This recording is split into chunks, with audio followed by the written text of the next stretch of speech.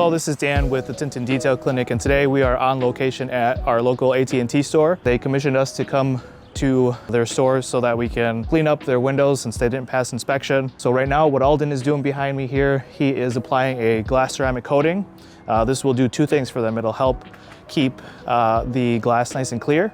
It'll help keep water spotting down, and it'll make the surface a nice hydrophobic surface to help repel water in the first place, to keep those water spots from coming back.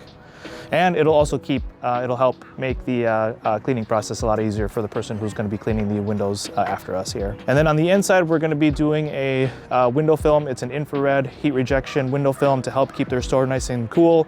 As you can see in the backdrop, there's a lot of sun. It's directly above my head right now, and it's like this all day. The store gets pretty hot all day long, and it stays hot all day long. They did have some window film applied before we got here, but the store team removed most of the old window film that was faded and scratched. And so what we're going to do is we're going to clean up after them to get rid of all the adhesive that they left behind, and we're going to retint the windows. So what we're doing on the inside is applying a brand new window film. It's an infrared heat rejecting window film. It's only at 50% shade so that their clients can still see in and they can still see out.